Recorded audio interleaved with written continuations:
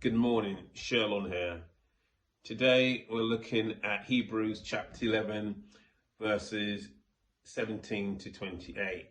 Now Hebrews 11 is one of my favourite passages in the entire Bible. It has been since my youth.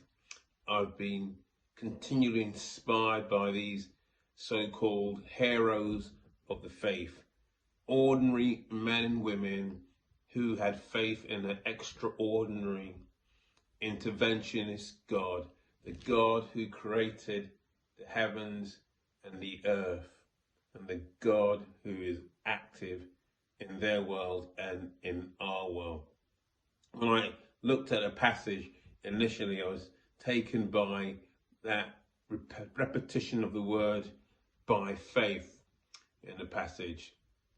It doesn't mention that these men and women had lots of faith. It said that they did things by faith.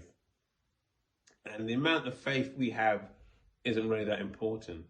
It's who our faith is in. Our faith is in God's character.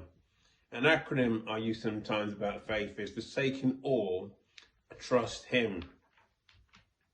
The faith that these heroes, these ordinary men and women had, and the faith that we have is not in something, it's in someone, it's in God, Elohim.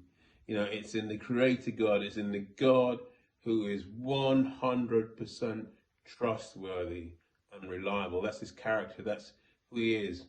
As I looked at other translations of this passage, I noticed that the Amplified version didn't just talk about by faith. It used words like prompted and motivated, aroused and urged on. They're not passive words, they're very active words, verbs. Faith is action. As Senior Pastor John Harding always says, we reflex what we believe, and the reflex of faith is always action. But let's look at a few of these words a bit more closely in the passage. So verse 21 says that prompted by faith, Jacob, though he was dying, blessed each of his sons. I think that being moved to act out of faith is not just for an expectation of a miracle. Now, don't get me wrong. When I was young, and even today, I still have incredible faith for God to do the miraculous in my life and the lives of those around me. But faith is for the everyday task, the common round, the ordinary life. And I think what I found really encouraging looking at this passage was that a lot of the things that these people did were just making the right decisions based on faith, on hearing God. Verse 20, it says, that with the eyes of faith, Isaac looked far into the future, invoking God's blessing upon Jacob and Esau. I think faith is about inviting God into our natural lives, supernatural God into our natural lives to enable us to do the ordinary things of life for Him and to do them well.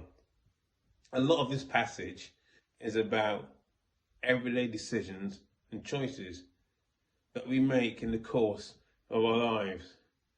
In Hebrews 11, it talks about how Abraham had to move to city, and he moved because he was prompted by God to do so.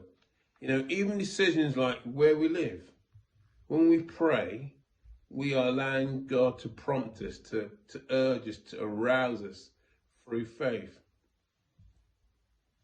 I've been a Christian almost 40 years, but I'm not called to put on the slippers yet and get the rocking chair out. Irrespective of our length of years, faith is always active. In verse 29, coming back to the passage, by faith, the Israelites sprinkled blood over their homes and carried out Passover.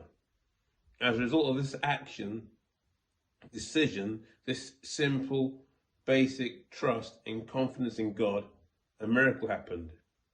Even acts that seem ordinary, that we do when we're prompted or urged or aroused or motivated by faith, can produce unexpected and surprising miracles. So let's